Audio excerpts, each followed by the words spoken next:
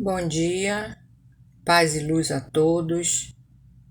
Estamos aqui reunidos mais um domingo e vamos começar o dia agradecendo essa oportunidade maravilhosa de estarmos juntos para nos conectarmos com o alto, nos conectarmos com a espiritualidade maior.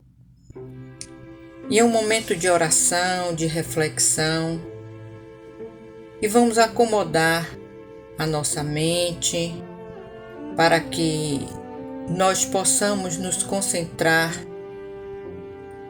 o suficiente para que possamos receber os bons fluidos emanados do alto.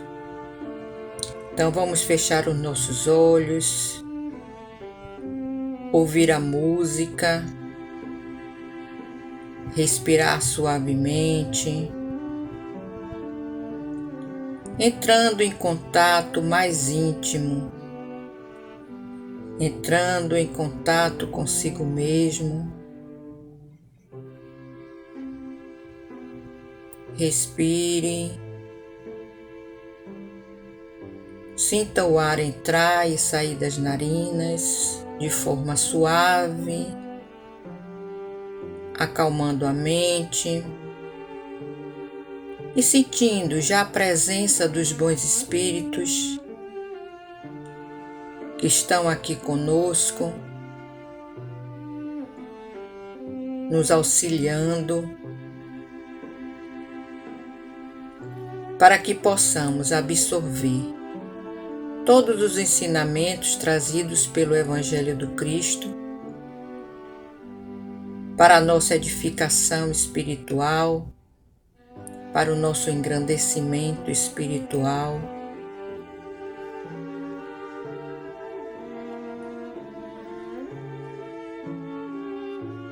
E vamos assim, voltando e rogando ao bom Pai que nos dê esse privilégio de entender e compreender a sua mensagem.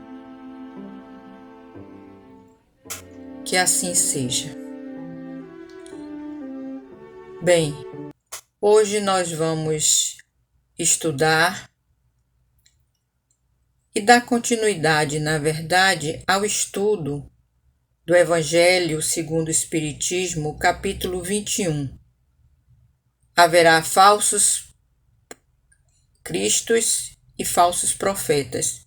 E nós vamos estudar hoje o capítulo Instrução dos Espíritos, o item 9, Caracteres do Verdadeiro Espírita. E nós vamos utilizar aqui uma mídia que não é de minha autoria, eu pesquisei na internet, para que nós possamos seguir um roteiro ilustrativo e comentarmos sobre esse texto. Então, esse texto é assinado pelo Espírito Erastro.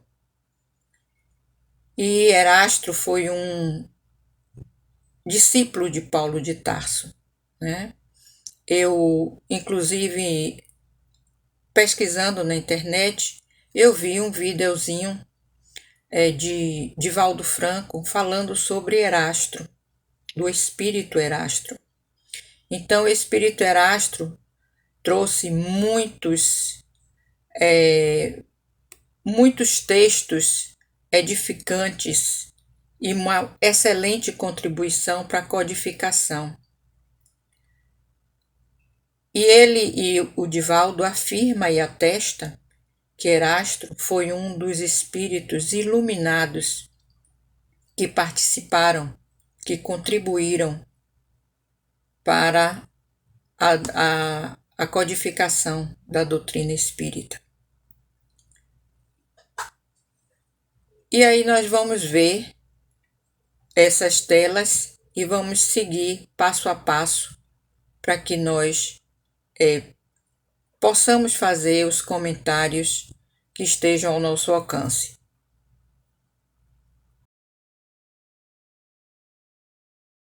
Aí nós temos uma recomendação de Jesus. Já no tempo de Jesus, Jesus recomendava e ele nos disse o seguinte: guardai-vos dos falsos profetas. Muitos virão em meu nome e muitos seduzirão. Então, já Jesus, nesse tempo, já nos alertava para não nos iludirmos com falsos profetas. E Erasto trouxe, né, no texto que nós estamos estudando, é sobre os caracteres verdadeiros do verdadeiro profeta, mas ele, logo de início, ele trouxe como desconfiai dos falsos profetas. Então, desde a época de Jesus, que nós já tínhamos essa preocupação. E aqui nós vemos o seguinte: sobretudo desconfiai dos falsos profetas. E no momento atual de transformação da humanidade, esse momento de transição planetária, em que uma multidão de ambiciosos e intrigantes se arvoram em reformadores e messias. Esses ambiciosos que se arvoram em missionários do Cristo não é nada mais, nada menos por vaidade, por orgulho, e usando dessas pragas da humanidade, eles enganam alguns que se deixam enganar justamente porque não têm o devido conhecimento das leis divinas, das leis de Deus e dos conteúdos que Jesus nos trouxe. Então é necessário que nós também tenhamos esse conhecimento, né? Nos dediquemos a ter esse conhecimento para realmente fazer uma distinção entre o que é verdadeiro e o que é falso. Então aqui nós temos nessa tela sobre os verdadeiros profetas. Então os verdadeiros profetas, eles são escolhidos por Deus. Eles cumprem com uma missão muito importante. Deus só escolhe os que são capazes de cumprir as suas missões. Se não fosse assim, se eles não tivessem essa condição de cumprir as missões, eles não seriam escolhidos. Um homem carente, um homem com déficit de moralidade, não poderia assumir um papel de verdadeiro profeta. Os escolhidos são superiores em inteligência e moralidade. Então, o homem que é o verdadeiro profeta, aquele que se diz verdadeiro profeta, que se intitula verdadeiro profeta, não basta ser apenas inteligente. É claro que ele tem que ter inteligência, tem que ter uma intelectualidade, mas a moral está acima de tudo. É preciso ter moralidade. Não adianta ter inteligência e ser amoral. E nós temos aqui a missão do verdadeiro profeta. Então, por que esses verdadeiros profetas são escolhidos por Deus? Porque eles vão desempenhar uma missão muito importante, a de fazer com que a humanidade avance moralmente e intelectualmente.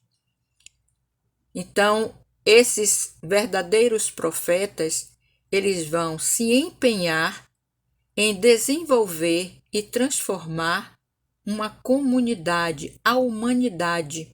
Então, essa é a grande missão. E aí Erasto vem nos trazer que a missão do verdadeiro profeta, para que ele possa cumprir essa missão, são escolhidos os espíritos adiantados. Espíritos que já fizeram as suas provas em outras existências, visto que, se não fossem superiores ao meio em que têm que atuar, nula lhes resultaria a ação.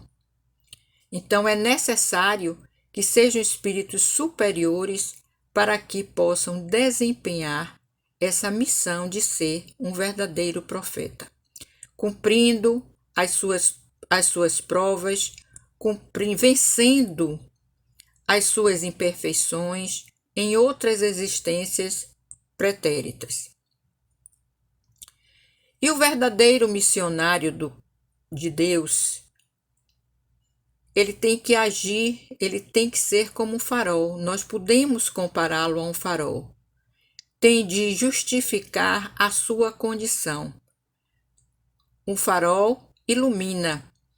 Então, não se pode iluminar se não for iluminado, se não tiver luz. Então, ele tem que demonstrar a sua superioridade moral e a sua superioridade intelectual. Demonstrando essa superioridade moral e intelectual, logicamente, ele se ilumina e ele funciona como um farol para justamente guiar e iluminar aquela humanidade a que ele se propõe. Ele ilumina pela sua grandeza, pelo resultado e pela influência moralizadora de suas obras. Então, o que vale, na verdade, não são palavras apenas, são obras, são feitos, são ações de alto valor moral. E nós vemos aqui as virtudes do verdadeiro profeta. Então, nós temos que ver que ele tem que ser caridoso. O verdadeiro profeta tem que utilizar-se da caridade, da humildade, da indulgência, da bondade, da modéstia, do amor, principalmente do amor. E os verdadeiros profetas se caracterizam por mais sérios e elevados valores morais de um cristão verdadeiro. Então, nós falamos de cristão porque nós estamos agora numa comunidade de cristãos, mas outros que não sejam cristãos também podem ter uma moral elevada e se dizer um verdadeiro profeta, porque o verdadeiro profeta não fica apenas restrito à esfera da religiosidade, mas ele pode se expandir por outras áreas. E nós temos aí exemplos de verdadeiros e falsos profetas. Dentro do nosso meio espírita, nós temos o exemplo de Chico Xavier, que é considerado um verdadeiro profeta. É humilde e modesto. Ignora-se a si mesmo.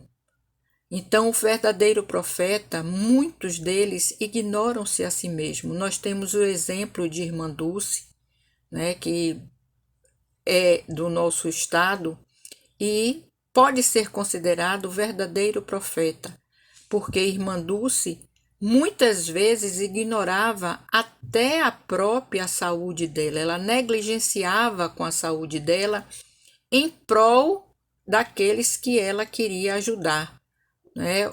Ela se dedicou aos doentes e, para dar o conforto material e o conforto espiritual também, muitas vezes ela passava por cima da sua própria saúde. Revela-se pelos seus atos. Então, atos de benevolência, atos de bondade, atos de caridade. E os falsos profetas são orgulhosos, cheios de si. Fala com altivez, está sempre temeroso de que não lhes deem crédito, porque realmente eles não são verdadeiros. Então eles ficam receosos, né? Dar-se a ele próprio como se fosse enviado de Deus. E o verdadeiro profeta não. O verdadeiro profeta, ele é adivinhado pelas suas obras, pelos seus feitos, pelas suas ações, pelo seu modo de se comportar. Ele não precisa se enaltecer. E nós temos aqui as palavras finais de Erasto.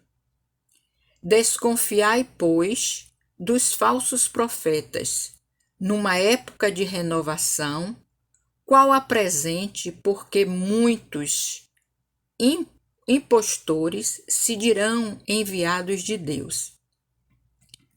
Eles procuram satisfazer na terra a sua vaidade. Exploram a credulidade dos outros. Acham cômodo viver à custa dos que lhe prestam ouvidos. Mas uma terrível justiça os espera. Podeis estar certos.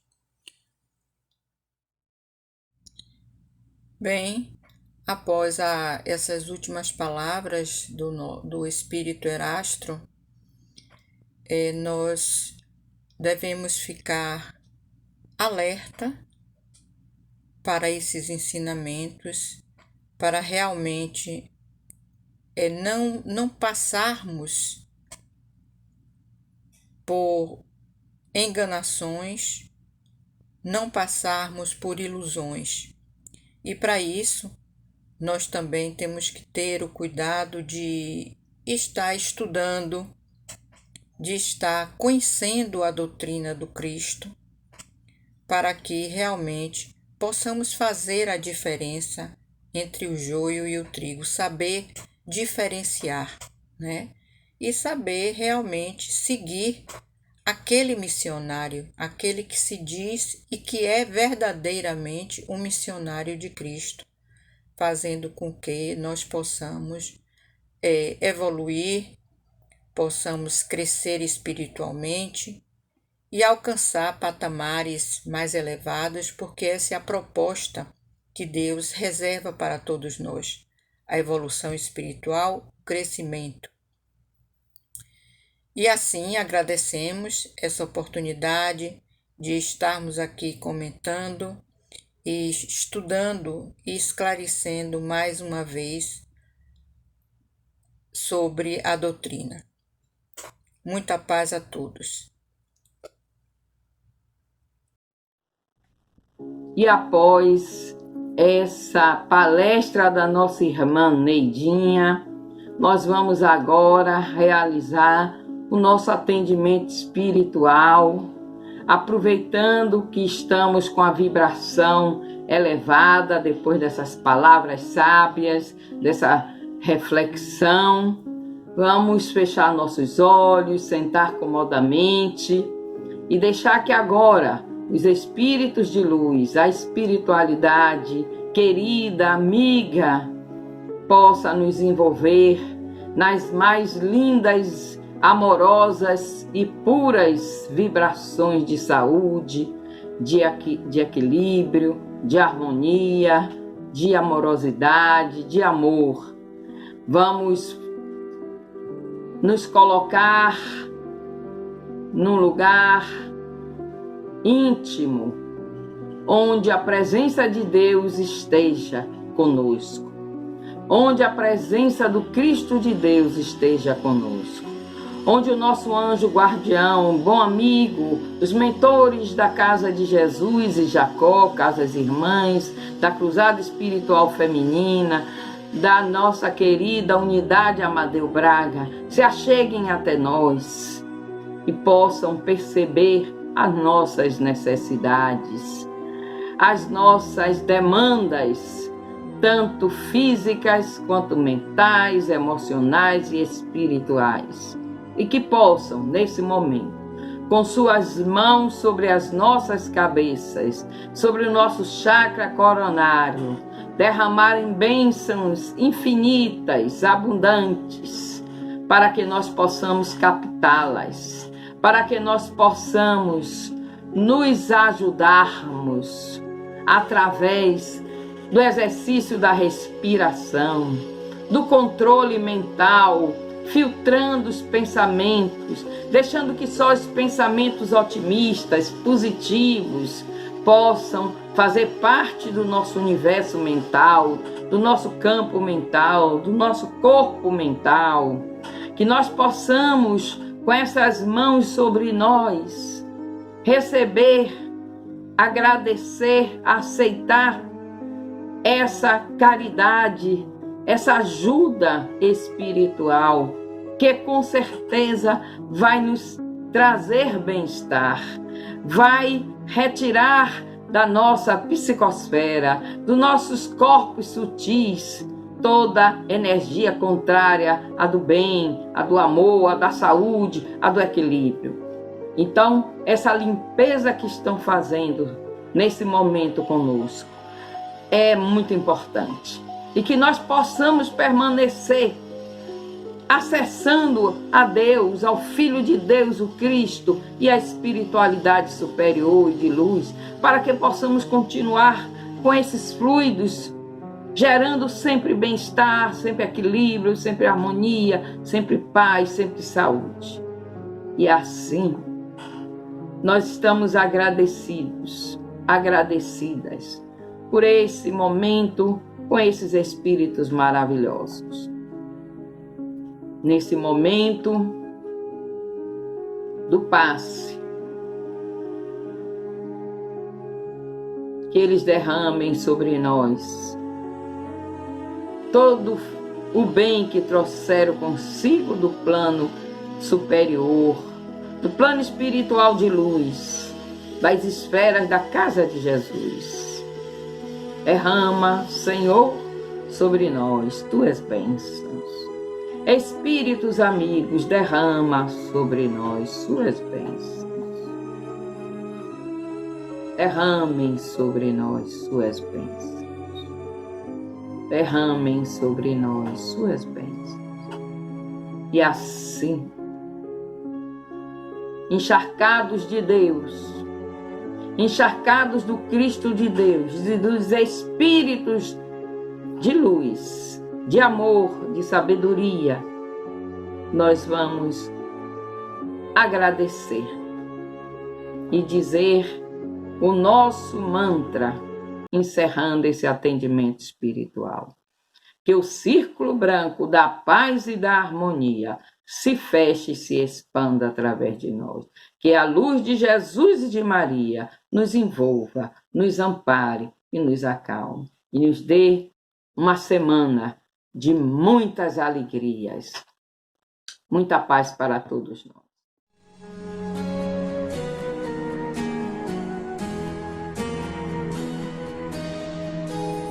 Quando os olhos veem o que ninguém mais vê, imagens aparecem mesmo sem querer.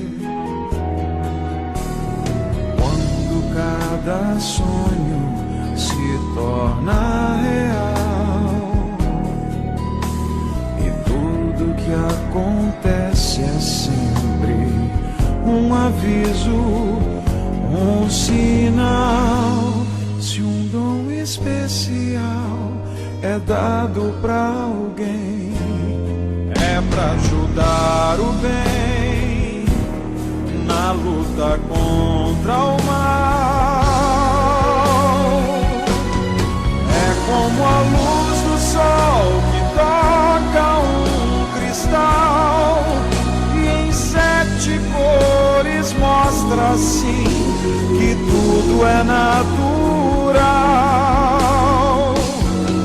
É como o som do mar que vem nos alcançar pra nos mostrar o amor que existe além do olhar.